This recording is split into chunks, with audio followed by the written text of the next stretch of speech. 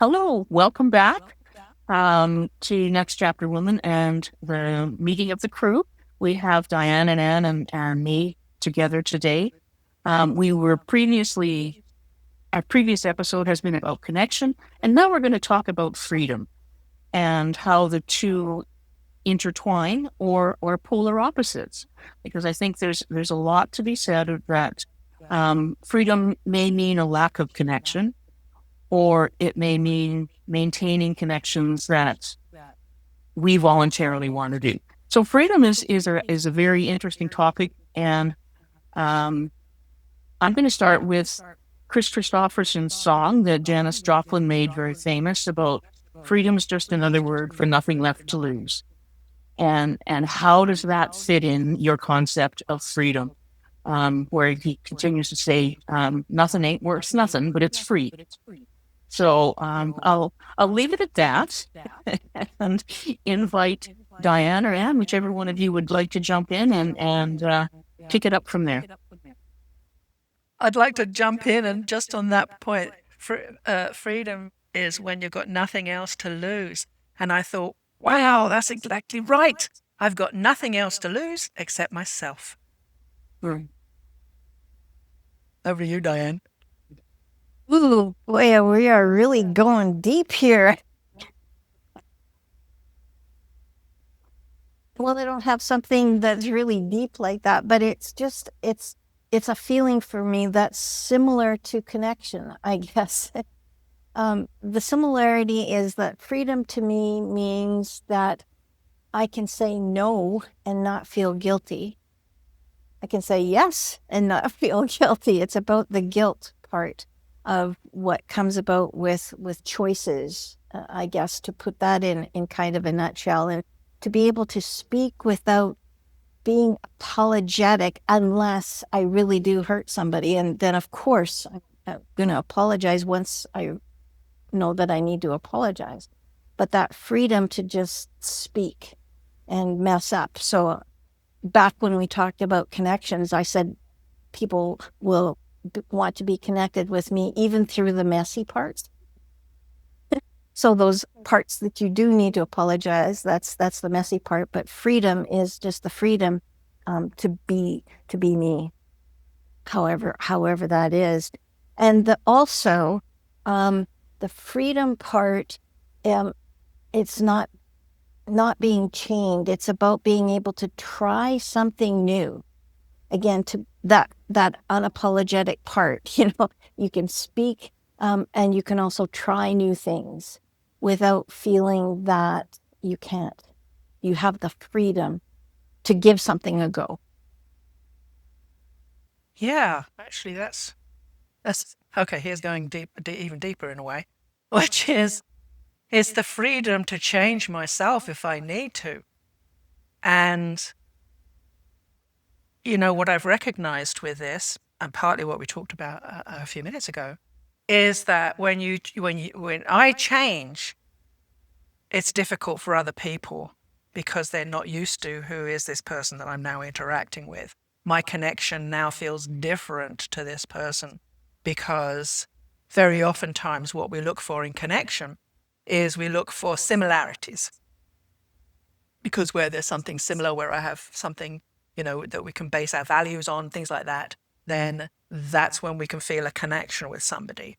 And then what we'll tend to do in relationships, and this is a denial of our freedom, is when we're attracted to somebody, then, and it doesn't matter whether this is an intimate partnership or just a friend or anything, or when we're attracted to somebody, and I notice this in myself and it bugs me, is that I will tailor what I'm saying to them for what I think they will like to hear about me. So we do that to cause the connection. And unfortunately, in romantic relationships, we do that kind of more than any other. So the person ends up being in a relationship with somebody who isn't actually you. And that is not freedom. Yeah. But we don't know that. It takes time for us to learn. And as we begin to find our own freedom, and oftentimes this is our own voice, but also in doing things differently, even changing habits and things like this, right? That can be very difficult for the partner to have anything to grab onto. So this is what people are afraid of with freedom, is that they will lose people. If I am truly who I want to be, I'll lose them.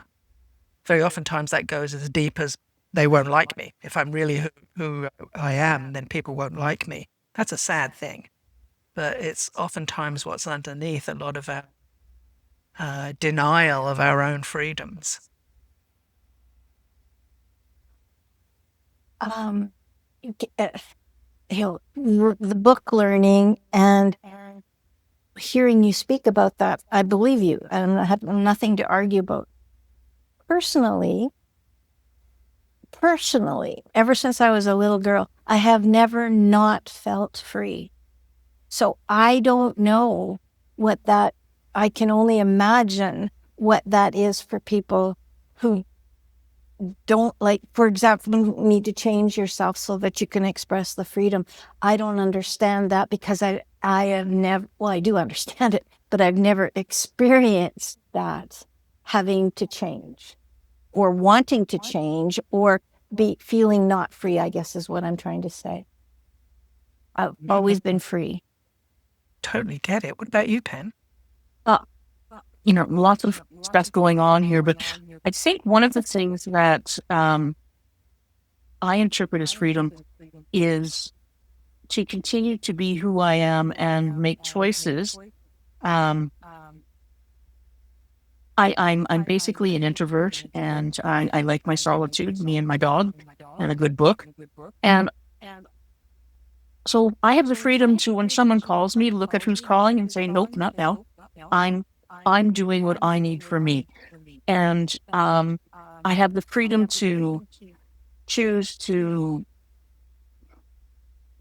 have a hot dog for dinner as opposed to a healthy salad. It's those kinds of things where if I'm really true to me, and I've always, solitude has always been part of who I am from as a child. I am an introvert in that I'll go into a large group of people and stand and watch and observe. I won't interact for the first little while until I get to know them. And that's what I feel is my freedom, is that I can choose to connect. I can choose to not connect. And part of it is just staying true to me as much as I can. And so, someone will phone me and I'll say, nope, not right now, because I'm in the middle of doing something else that I want to do. And I'll get back to him later. And it doesn't ruin the connection, but it's my choice. And I think for me, that's how I interpret freedom. I got nothing to lose by not answering the phone, because I'll call her back later. Yeah, that sounds like honesty with self. And that's what freedom, I guess that's what freedom is for me too. It's being honest with myself. There are plenty of times I actually don't like that.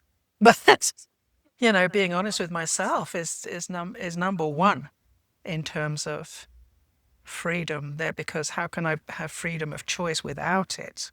Mm-hmm.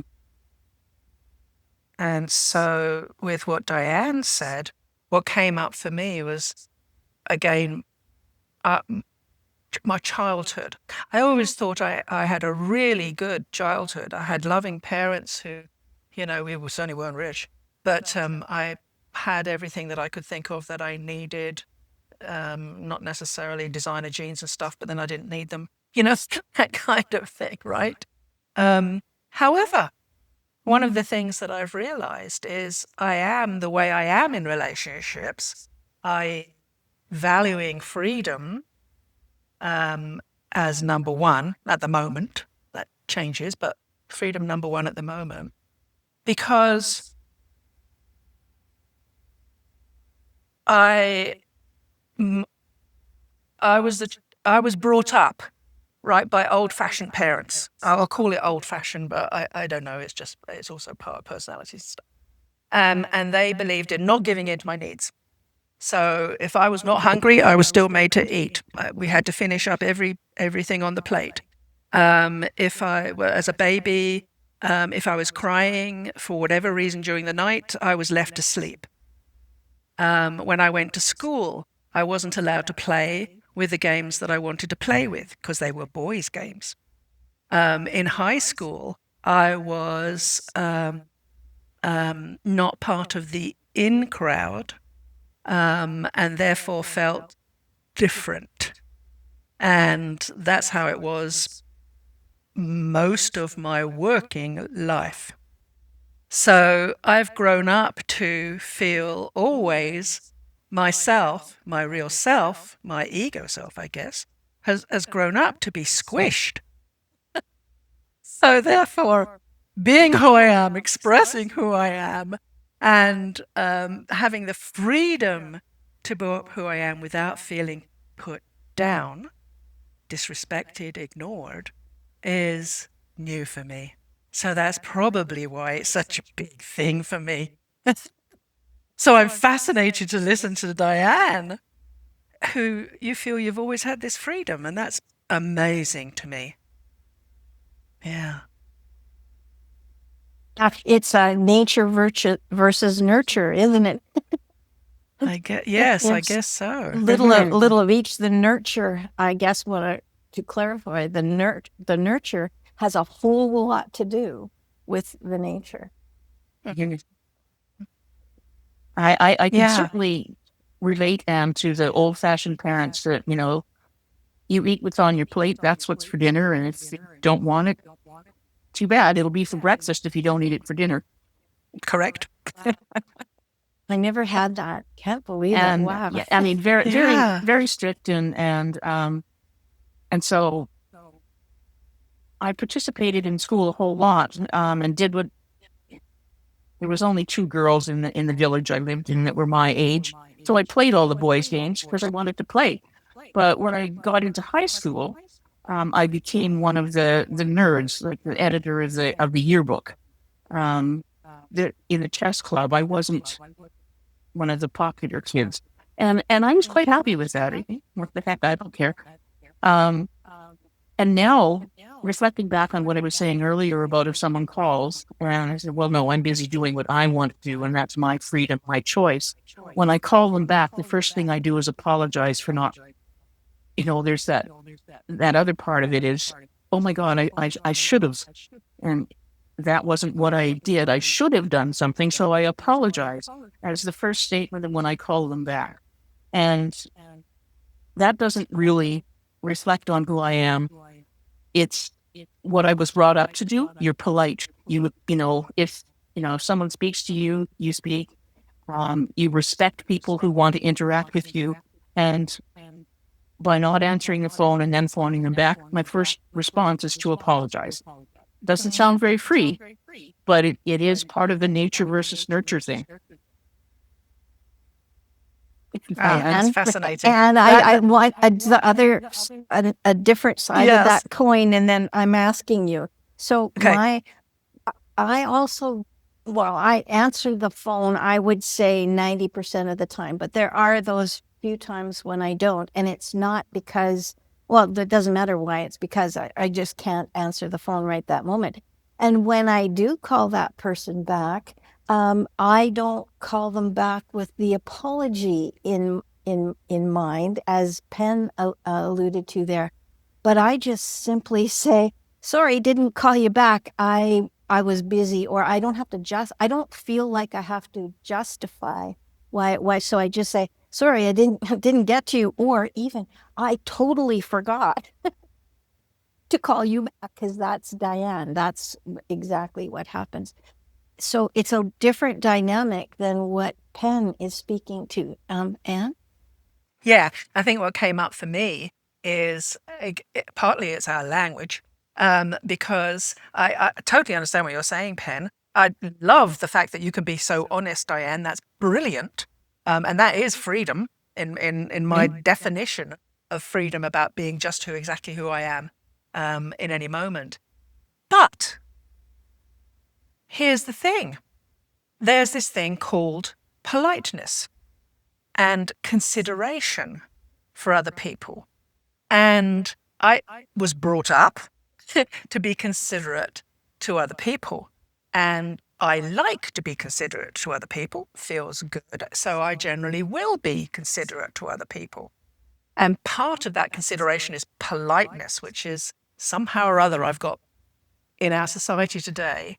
There have I haven't experienced it myself, but certainly I hear other people saying they don't like the erosion of manners and how people seem to be both disrespectful, inconsiderate, and downright in some instances hateful.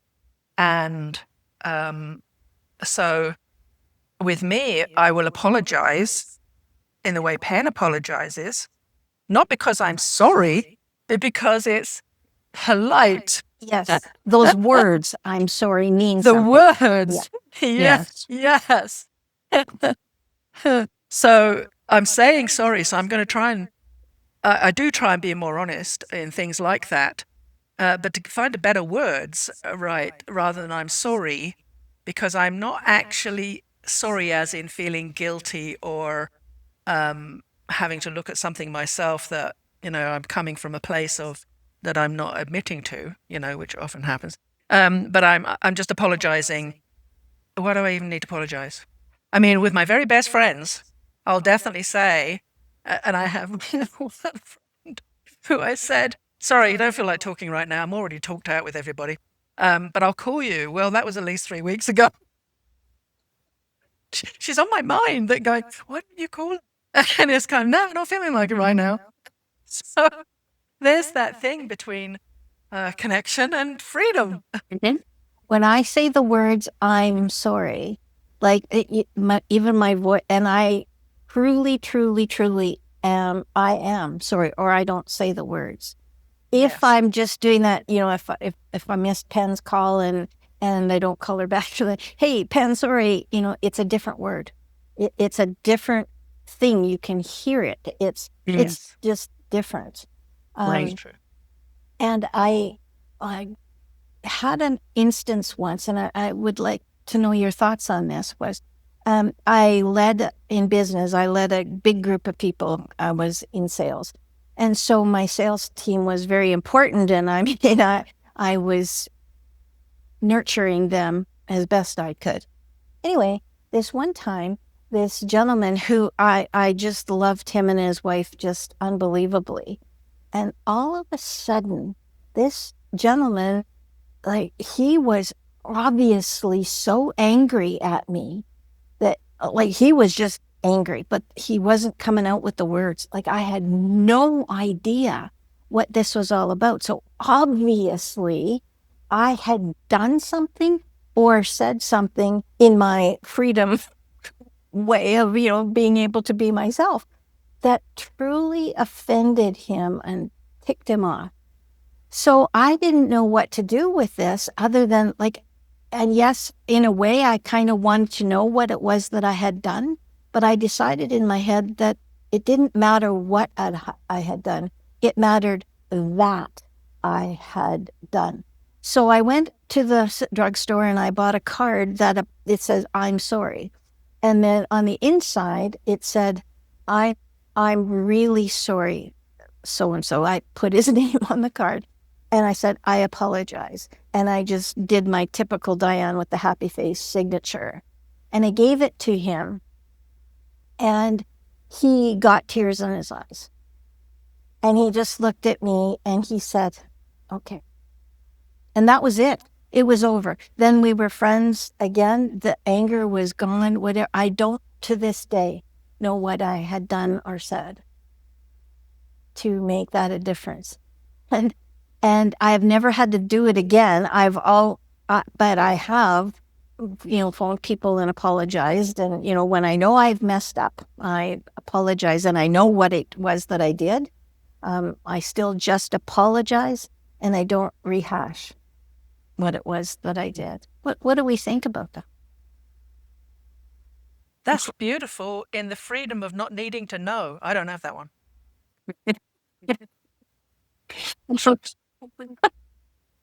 For me, I just to interject very briefly and say that you chose, and it was your choice, and that's your freedom to do your best to reconnect with someone that you cared about, and that that connection had been disrupted, and you needed or wanted desperately, not desperately, but you wanted to reconnect and reestablish that connection. And that speaks a lot to caring and the heart that goes in connection.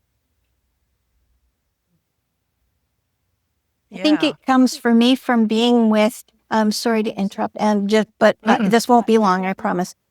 In being with, well, as we all know, I was with my husband for over 50 years. It was longer than 50 years.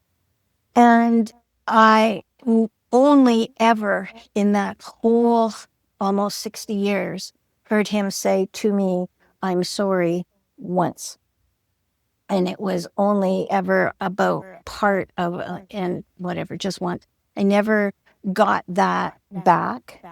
So I think maybe for me, it was in response to that. Well, gee, I don't want those other people to feel like I do for having somebody not say they're sorry and mean it. I don't know. So, end of that chapter. But that speaks to as Penn said, a connection from the heart. I'm very often in my head, and because my initial reaction to that anyway, is that I would want to know what I did wrong so that I can correct it, because I knew I do things wrong, right? And I know that people think differently to me and all of that kind of stuff. I actually had to learn all of that. That was not intrinsic in my nature. I thought everybody thought the same as I did. So, so I realized I do things wrong and I want to know why. What is it, so that we can get to the bottom of this and then we can keep the connection. That is not always true. There's the difference. Yeah, go ahead, Diane. There's the difference. Yes. You know, if you want to be you, then what you do is not wrong.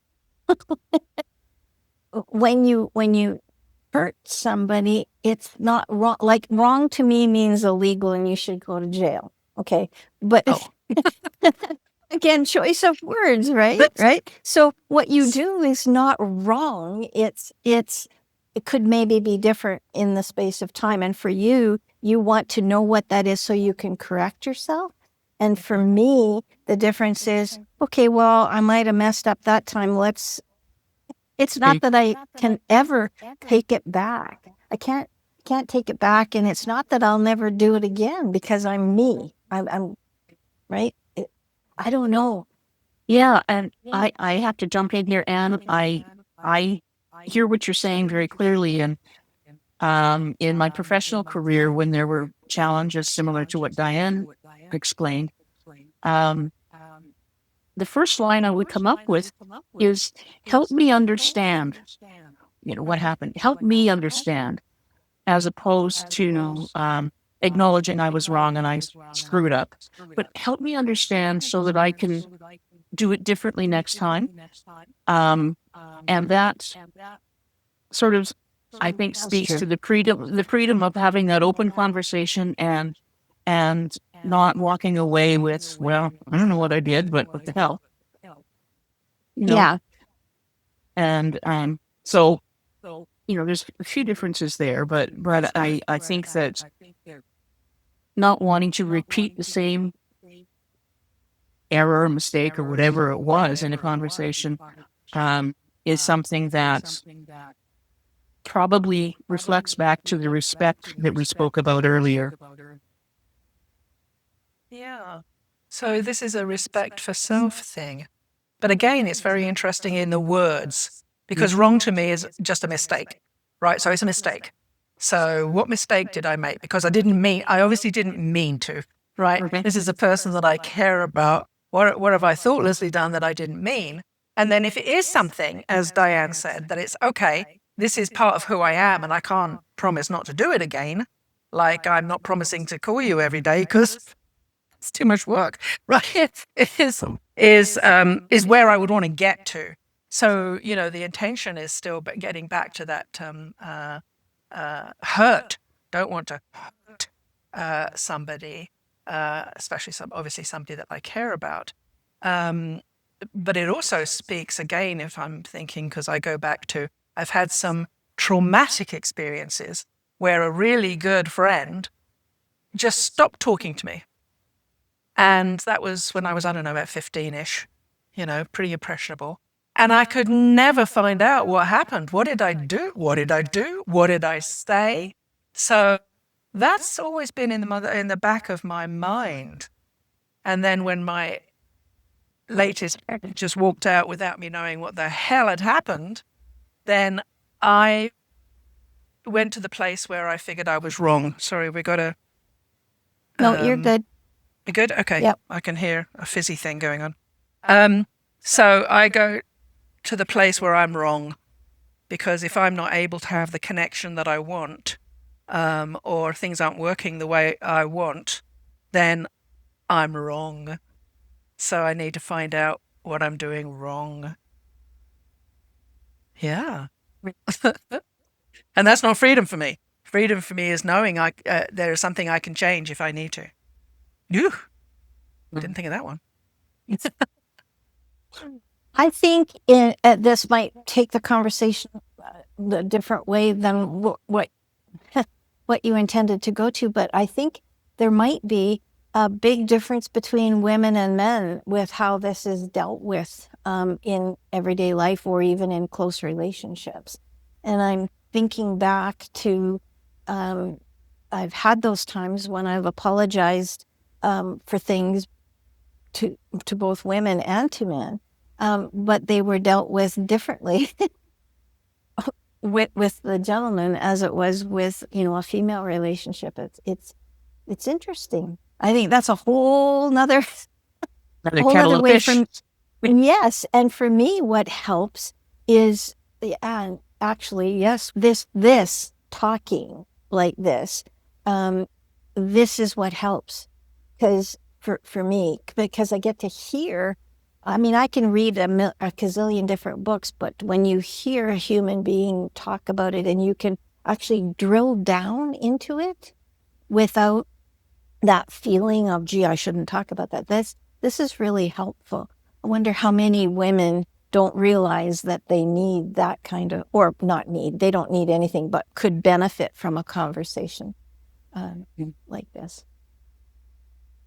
Yeah. Well, I want to carry on the same line that you're thinking, which is the differences or not between men and women. I was actually lucky one time to have a conversation with John Gray, the guy who wrote Women Are From Mars and Women Are From Venus.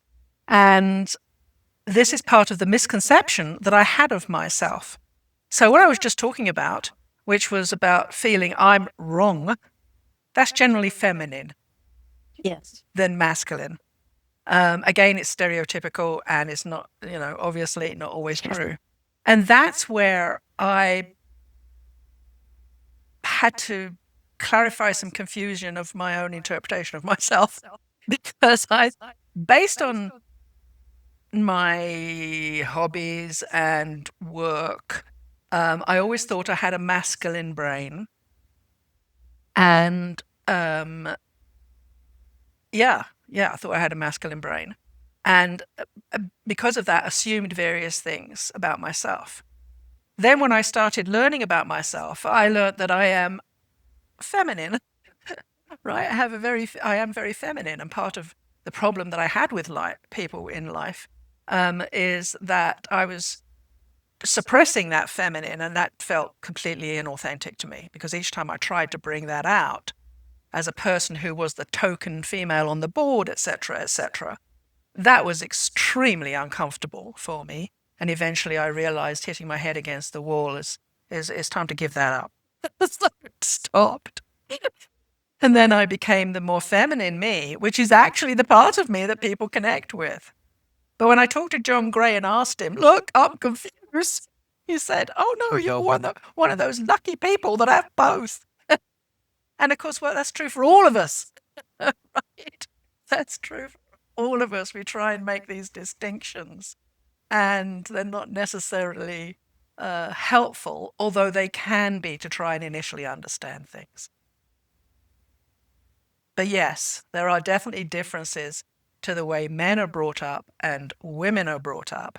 that is that nature and nurture thing that goes to how I was treated at school and then again in board meetings, that was difficult for me.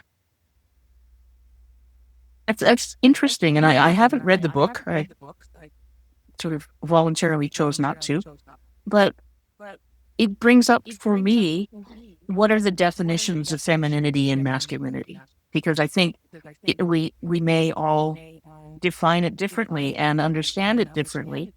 Because when I was a kid, I didn't have I didn't want to do the pretty girly things and put on makeup and all that other stuff. It just didn't fit for me. And so I would rather go out and play baseball with the boys. And again, not being part of the in crowd in high school and being the nerd who edited the yearbook, that fit for me. I didn't define that as not being feminine or being masculine. That was just my choice and my freedom. Yeah, and I think you're absolutely right. It was my I have a scientific mind, and so when various things happen to me and I want to know why, I try and find reasons. I do believe there's reasons for everything. And so in trying to find reasons, why am I so uncomfortable? Why did I not fit? Then it became, I don't fit into this situation because I'm female, but in other instances, I don't fit in this situation because I'm too male. So I'm confused. Right? So none of it was real per se. It was just me trying to find a reason for why is this happening in these various situations. And why do I want that reason? Because I want to understand who I am, so that I then have the freedom to be who I am and not be the molded person that I was taught to be by many institutions in the way I was brought up. Diane, it looks like you're having some deep thoughts.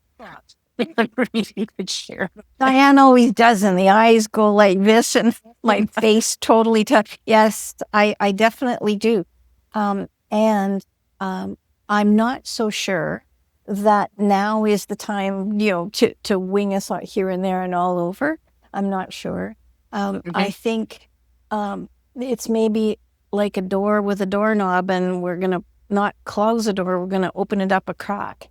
And maybe there's an opportunity to speak further and more to the topic, and maybe allow others in, because then we can learn more from others. And if the learning goes back the other way, well, then that's awesome. And I'm wondering if maybe to, and I know, Anne, that you will you already have summarized a bit, but I know that you will summarize a bit more. But I'm wondering if there is a takeaway, for this thing about freedom specifically at our age. If you were to tell a younger midlife person, because I'm 70 something, I still consider myself midlife. Like, as far as I'm concerned, I got another, 30, 40 years left in me. But anyway, if you could tell, if you could say one thing to your 50-year-old self about that topic of freedom, I wonder what that would be, that short 1-sentence, 2-sentence thing that you would counsel your 50-year-old self. What would that be?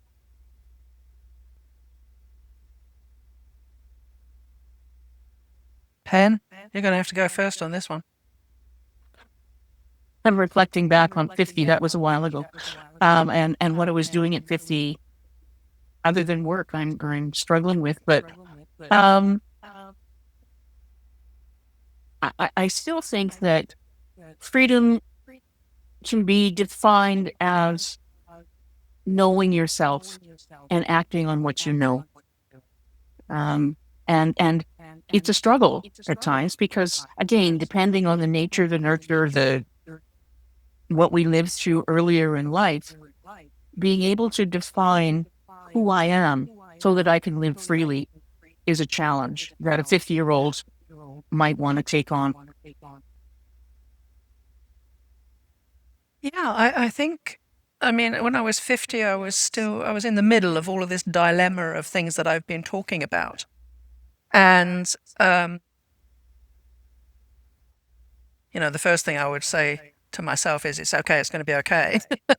But it would be, and I realize, I think that I was in the process of coming from where I always thought I needed to be right to learning that I could be wrong and that I knew nothing. And I think I would like to tell myself that it's okay. You don't have to be right in any way whatsoever. Just trust your feelings, go with it. Oh, this is what it is. Trust your feelings and go with it, because that's still the right way to go. One of the things that had happened is that I had taken a huge risk based purely on instinct and emotions. And I felt I'd made a mistake. And so I was trying not to do that again.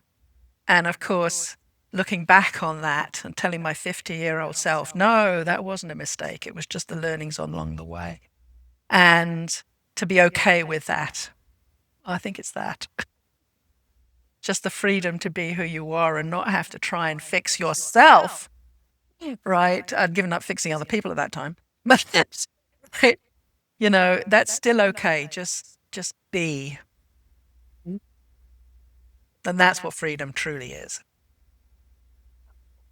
It wraps around one word for me also that just wells up. It's about trust. And for me, it is a bit about trust in that other person or the other group, but more than that, it's trust in me.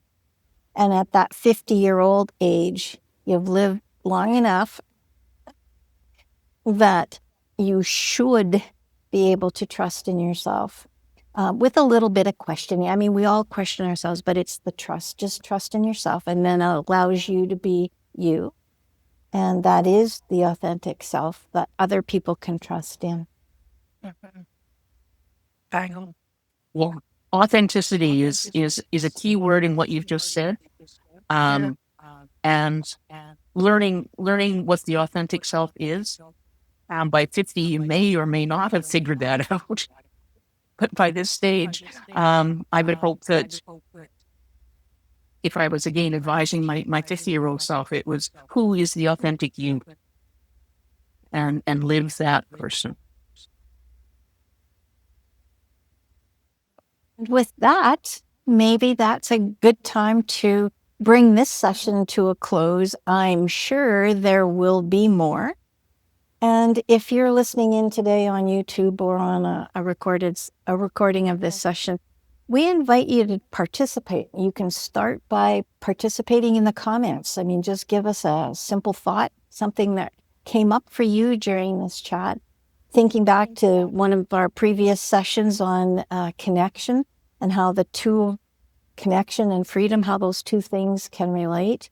And if you feel that you could get more help, or not help, we don't need help, but free yourself up to feel connected a little bit, down in the comments so that we can learn from you and hopefully we can keep that connection going. I invite you to do that. So until next time, I'm Diane, together with Anne and with Penn and the crew, and we look forward to meeting with you again real soon. Bye for now. Bye.